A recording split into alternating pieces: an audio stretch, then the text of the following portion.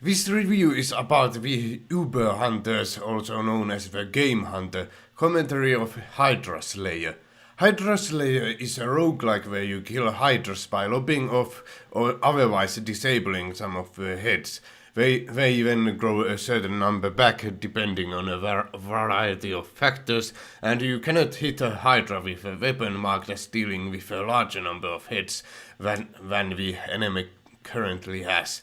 So this is a very mathematics heavy game, and the review will try to look at it that way. The baseline score of 5 is achieved just by having a decent microphone and no audio or video issues or a bad balance between game and commentary volumes. These things are important for the viewing pleasure, so even though they might seem a bit trivial to mention, I'll still keep mentioning them in these videos, because that's an important part of my thought process when analyzing how good a series is. Those things are even such an important factor for me that I'll even stop watching a series early on if there are any problems in these regards, because they are just so noticeable.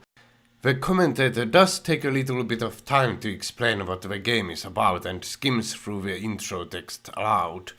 Hydra Slayer. You will learn some basics in this tutorial. Puzzle roguelike, yes. This tutorial tells you how to do things by using the keyboard. You can also do them by pressing the mouse. But also, the tutorial text is also read out loud, which is a real blessing since there's a lot of it. Mushrooms before you. They block your way, so you have to cut them before you proceed. They block the way of Hydras and also provide additional heads, which are useful. Skimming is somewhat rectified by the commentator usually telling himself in the game what's going on. I can only hold 2 weapons, so in other words I have to have this and the other, and then just switch to it, which doesn't take any time. However, I might have missed something, but I feel like the tutorial or the commentator didn't really explain what these numbers in this screen mean. Both of which are pretty good. I figured out by watching it means how many heads the similarly colored weapons make the enemies grow. In any planning requiring game, which I think this game fits with its mathematics, I consider a good style of commentary to involve telling what's going on in your head, and also usually it's also not beneficial to rush without thinking, because that easily aggravates thinking-oriented viewers.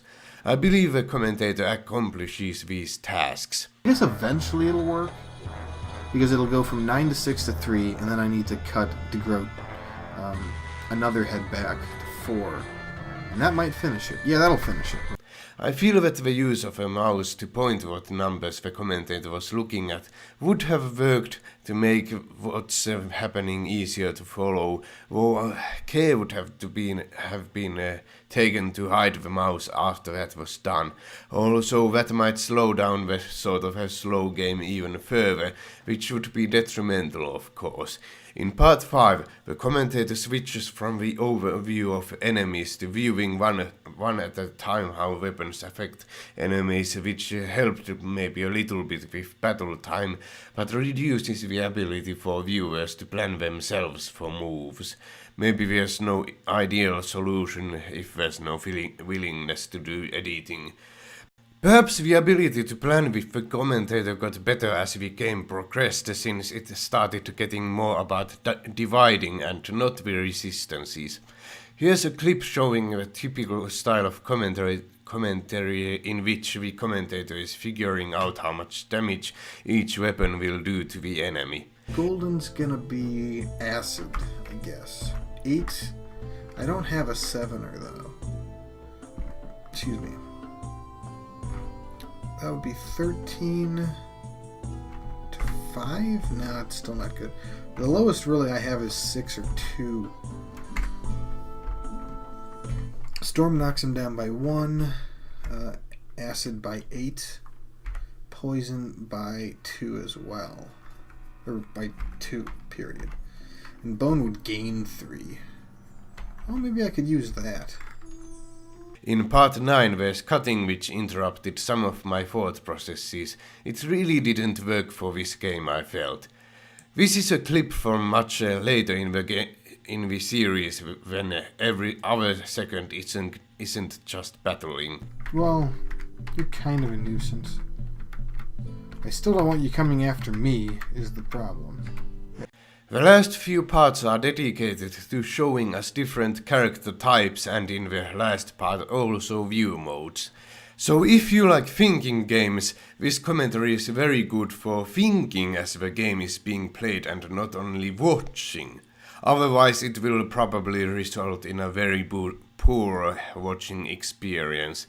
Parts 1 through 5 and 9 get a 7 and the rest get an 8. I couldn't decide on just one number, so there you have it. High numbers aren't necessarily indicative of any sort of perfectness.